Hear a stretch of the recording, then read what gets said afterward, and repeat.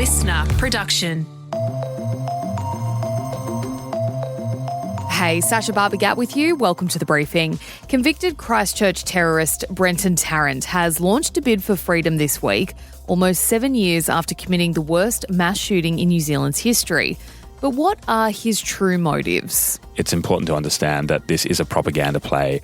This isn't really about his prison conditions by any means whatsoever. A deep dive with the investigative journalist who traced Tarrant's journey from New South Wales country town to radicalised terrorist is coming up in the second half of this episode. First, time for the headlines with Chris Spiru. It is Wednesday, the 11th of February. Morning, Sash. We're starting in Sydney, where the Prime Minister has met privately with the President of Israel and the families of victims of the Bondi massacre at a memorial service.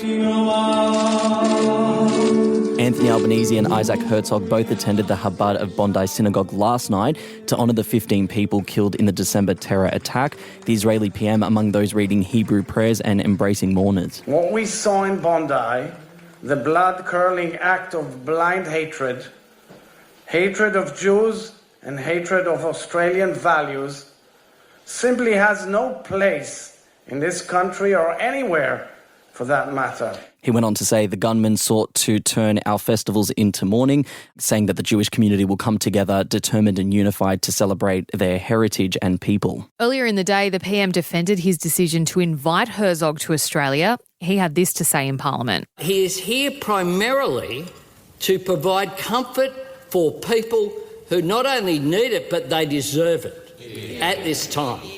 And I will not walk away from my support for his presence here. Yeah, it's interesting because as we saw on Monday night, there is quite a distance between the feelings of Isaac Herzog's visit. There are people who are very supportive of it and who want him to be here, but then as we witnessed in the protest, not just in Sydney, but right across the country, there are people who are vehemently opposed to it. And, Anthony Albanese went on to say that he believes people are entitled to have different and strong views on what is happening in the Middle East, but they need to be expressed in peaceful ways.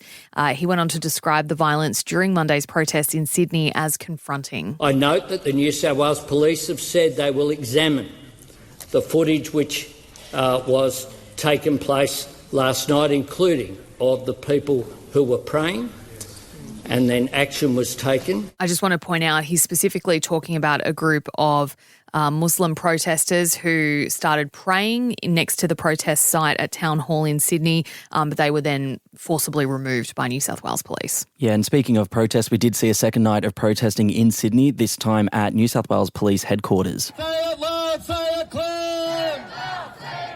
Herzog is not welcome here! Hundreds of protesters gathered calling for charges to be dropped against Monday's protesters and for the resignations of the State Premier Chris Minns and Police Commissioner Mal Lanyon. Now, one man was arrested and is facing charges after he shone a light in the faces of police. Now, we did have a journalist there on the ground during the protest, and they reported back saying that, it was a mostly peaceful protest aside from a few brief scuffles. We do know in relation to Monday that there are calls for a review into police response. It'll be very interesting to see what will come out of that. A leadership challenge on Susan Lee is set to begin today, according to new reports. After weeks of speculation, Shadow Defence Minister Angus Taylor will reportedly mount a spill on the Liberal Party leader and will trigger that by resigning from the front bench today. That move will then lead to a spill, which is set down apparently for Friday, Chris. Yeah, and it's still unclear just how many will back Taylor's tilt at the top job. Moderate MPs spent yesterday telling supporters of the wannabe leader to show his hand and reveal who is backing him. Many fed up at the constant whispering and the impact it's having on the party. Among those moderates is Senator Maria Kovacic, who had this to say on the ABC yesterday, Arvo. Put your name to it. I think we've all had enough of what's been going on over the past couple of months.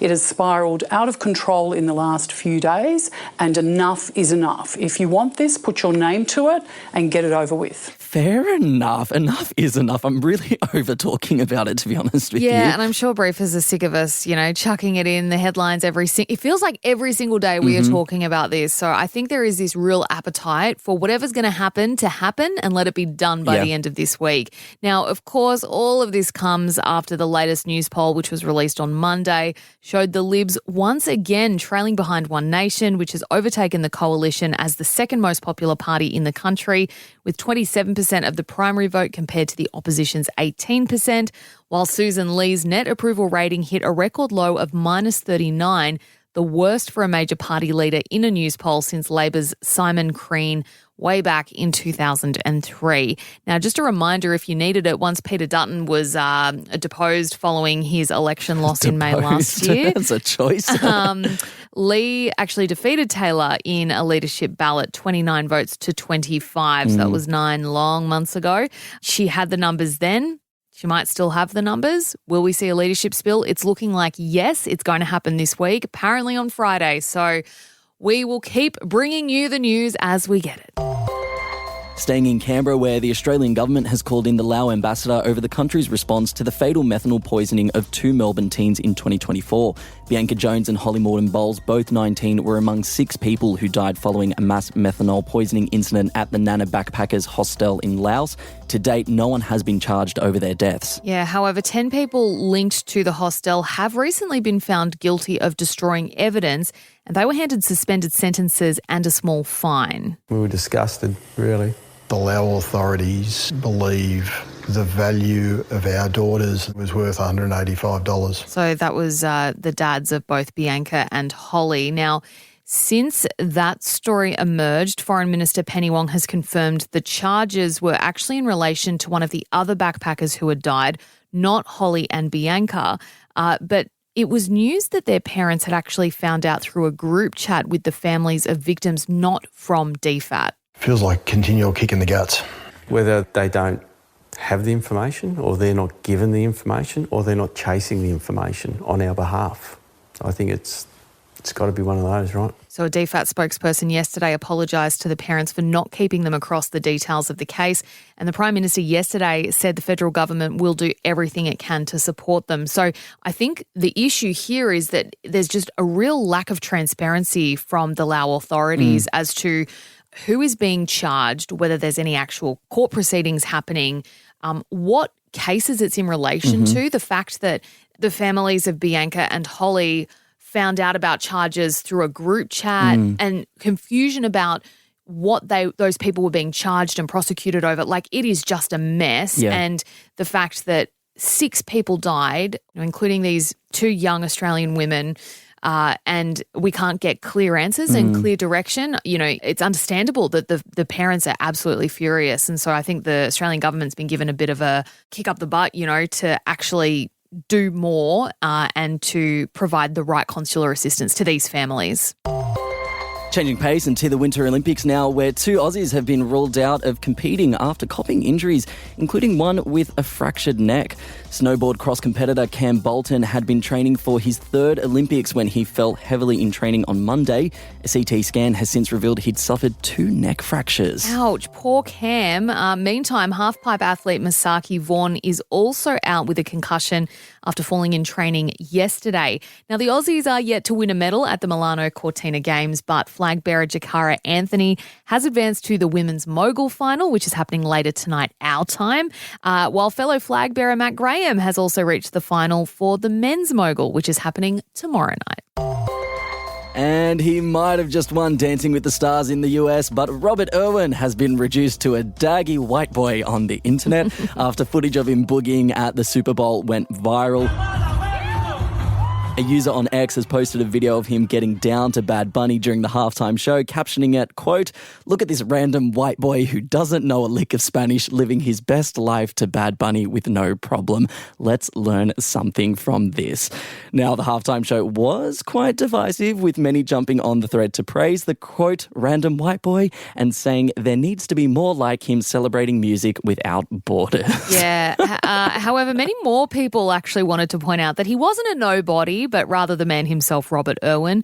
He got comments like that he was Aussie royalty and an icon, while one user had this response, which was my favourite. "Excuse me, that is Prince Robert Irwin, first of his name, heir to the throne of Australia, conqueror of crocs, overseer of the outback, liberator of white guys who dance, and protector of all animals of the realm. What an excellent and all-encompassing description of Robert Irwin. I love it. I read the thread because I was like, oh, I can't believe someone didn't know who Robert Irwin was. But the user who posted it did actually jump on and go, guys, I know it's Robert Irwin. I'm pretty sure it was actually Robert's video that he had posted to his own page. Yes. That was then picked up by this user and shared. And yeah, he got the random white guy tag. Even though he won Dancing with the Stars, he did look pretty daggy. He did. But love to see it because, I love talking about sweet baby Bobby Irwin on this podcast. And I'm thrilled that we got to do it today. All right, that is it for headlines today. Thank you for joining us. Stick around, though. We are getting into our deep dive, looking into the motives behind the Christchurch terrorists' bid for freedom, which was launched this week. We speak to someone who actually followed his journey to radicalisation. It's a really interesting chat. Stick around, that's up next.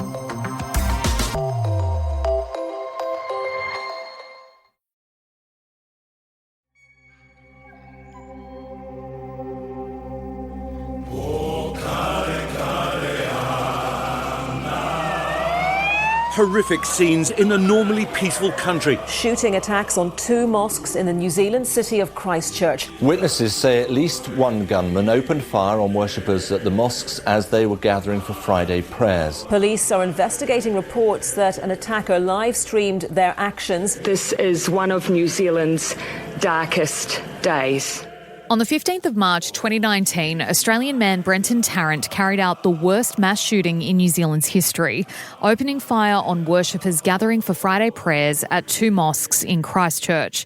The brutal attack was live-streamed on Facebook and sent shockwaves right across the world. It is clear that this can now only be described as a terrorist attack. 51 people were killed and another 89 were injured. In 2020, Tarrant pleaded guilty to charges of murder, attempted murder and terrorism, and he became the first person to be handed a life sentence without parole in New Zealand. Those impacted by the attack thought the ordeal was over and they could move towards healing. But this week, a Wellington court has been hearing a formal request from the Christchurch terrorist to have his guilty pleas vacated, which could trigger a retrial. Could Tarrant be successful, and what would the impacts of that be on the victims' families and the survivors of the terror attack? Joey Watson is an investigative journalist with LiSTNR, and he traced Tarrant from his beginnings in the New South Wales country town of Grafton all the way to the other side of the world where he was radicalised. His podcast is called Secrets We Keep, Lone Actor, and he joins me now. Joey, welcome back to the briefing. You followed Tarrant very closely for years. Were you surprised at his recent bid to vacate his guilty plea? So after he had carried out the attack where he live-streamed himself killing 51 people at 2 mosques in Christchurch, New Zealand in 2019, his original plea was not guilty. That's what he'd submitted to the court at the time. And there was a lot of thinking, which I think as we look back at it now, is very accurate, was that the reason he'd done that is because he wanted to use the trial as a propaganda tool. This was following in the footsteps of people that he was inspired by, like Anders Breivik, a right-wing terrorist who killed upwards of 70 people in Oslo, Norway in 2011. The real surprise came when about a year after that, almost a year after he was originally arrested after the attack, he actually changed that not guilty plea to guilty, reports at the time suggesting that it was after conversations he'd had with his sister, which meant that a protracted trial that many people were expecting ended up not eventuating, and he was given 51 life sentences plus terror charges, plus charges for attempted murder as well. That was the surprise. Since then, we haven't actually heard heaps of him. I think that's largely a really good thing. He shouldn't have agency in any way, given what he carried out and what he wanted to achieve by carrying it out. So I suppose there is an element of surprise in that all of a sudden, what we are 6 odd years later, he's piped up again and wanting to change that plea. What do you think has motivated this recent quest for freedom, given what you know about him? What's motivated this quest, which is, I think, very similar to what motivated him originally to plead not guilty at the time. So an important thing to understand about what happened in Christchurch is many people came to see it as a sort of random tragedy. But what I found is that by looking at the communities that he'd occupied in the years before the attack, this was actually a very deliberate thing that he'd carried out. It was a propaganda piece. It was designed to be repeated. It was an aspirational act of terrorism. And very specifically, I tied him to a network of websites and real-world groups that sort of came to be known by researchers as the Skull Mask Terror Network. These were neo-Nazi terror groups that existed in Europe, the US, and even in Australia that all were sort of linked by a skull mask aesthetic. And within those groups was a sort of worship culture around Anders Breivik, the far-right terrorist from Norway from 2011, who had written a diatribe of a manifesto, thousands of pages long, including a whole bunch of instructions for, firstly, how to carry out an attack, how to remain undetected by authorities, loose instructions for how to create improvised explosive material, stuff like that.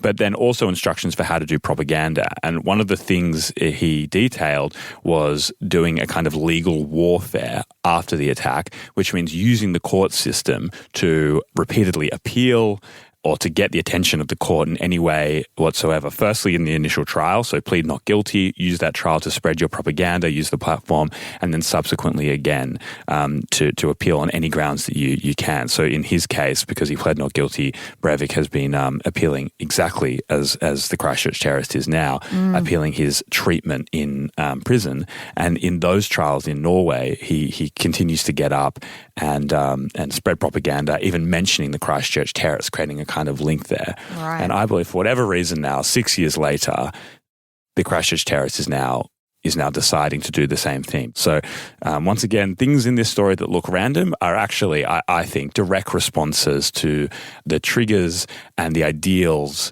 and the precedents that are set up within this very scary ecosystem of far-right extremist terrorists. Yeah, wow. He is claiming in this court process at the moment that's happening this week that the harsh conditions of his confinement were equated to torture essentially, and that it affected his ability to make a rational decision, and that is what led him to plead guilty at the time. Can you shed any more light on the conditions that he is facing in prison? He's in a sort of purpose-built facility within Auckland Prison, from what I understand. I didn't look into that ridiculously closely when I was doing this story because as far as I'm concerned, he no longer has any agency. I also feel like him doing this at this point in time is a very deliberate trigger to try and make himself look like a victim. One important moment that happened here that sort of cut him off from the outside world, which sort of went under the radar, is sometime in late 2020, he had managed to write a letter to a user on the website 4chan, and that had then been published on the internet. That was a big scandal at the time in New Zealand, and after that, his contact with the outside world had been restricted further. That was largely his own doing.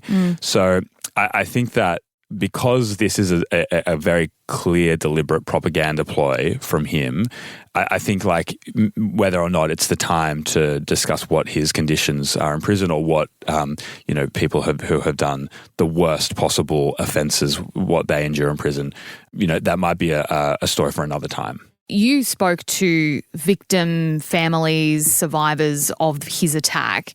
How do you think this bid for his freedom would be impacting them? I've had sort of brief correspondence this week, just really to wish them well for what I know will be an extremely hard week. The Muslim community in Christchurch, in New Zealand as a whole, is very small, and there's no overemphasizing how profoundly this event had impacted them and how deeply traumatizing it was. There's no one that doesn't have a link to a survivor or someone who was killed that day in the mosque or to families of those victims. And for this to happen while people, almost seemingly randomly 6 years later, to have it back in the news, to have him back in court, to have people talking about him again, there's no underestimating how profoundly difficult that would be. And so, of course, they are always at the centre of this story and all reporting around it. And so they should be. Yeah, and it's been interesting to watch how tightly controlled the court proceedings have been this week. They're only broadcasting or making public certain aspects of Tarrant's testimony. Only one Australian media outlet has been permitted to enter the courtroom. Does this echo kind of what we saw initially with the response? Because I remember as well at the time, they weren't saying his name, and Jacinda Ardern, who was the Prime Minister at the time, said, we will not utter his name. How important do you think that has been for the healing journeys of the families of the people who were killed and also survivors, that authorities are taking this very seriously? They're trying not to give him that platform like you've talked about. Absolutely. I mean, it's always an extremely delicate balance and it's almost impossible to get right. But the decision of the court to basically restrict access is a direct response to the fear that he is using this to spread propaganda. And therefore, I think that this is absolutely the right decision because that's unquestionably what he's doing. It is always very, very tricky to get right how you balance the priorities of fair process, fair trial in democratic countries in these very specific terrorism cases where extraordinary acts of violence are being used to further ideology. But yes, to restrict media is certainly something that I think, going back to the Anders Breivik, the inspirational Anders Breivik example, inspirational for the Christchurch terrorist, I should emphasise, is something that they've slowly learnt over time. It's important to understand that this is a propaganda play. This isn't really about his prison conditions by any means whatsoever. Tarrant was the first man to ever be given a life without parole sentence in New Zealand. How important was that for victims and their families? And what would it mean if he did end up with a reduced sentence? I think that was absolutely the only option, the only outcome that could have come out of something so unimaginable. I mean, not only for New Zealanders, but also for Australians. This was the worst mass killing, the worst terrorist attack by far ever carried out by an Australian. 51 people and dozens more shot and injured on the day. So I think that day and the fact that he had eventually pled guilty was a great relief to many, many people in the community. And I just hope that this doesn't disturb their healing process too much and their road to recovery, which is unquestionably a decades-long process for the community. Joey Watson, thanks so much for joining us on The Briefing. Before we let you go, plug your podcast, Deep Diving into way more detail, this man and what he did. How can we find it? Yeah, so Secrets We Keep, Lone Actor. You can find that wherever you get your podcast. Just look up Secrets We Keep. It's a sort of multi-year journey into the various communities that radicalised them. The Christchurch terrorist, is no longer an agent, is no longer a player, but unfortunately the communities around him, even though they've morphed and evolved in the years since, they still are. And I think for that reason, it's important to understand them and remain vigilant. Thanks, Joey. Thanks, Ash. That was LiSTNR's investigative journalist Joey Watson speaking with me there. And that is it for this episode of The Briefing. Thanks so much for joining me. I'm Sacha Barbour Gatt. See you next time.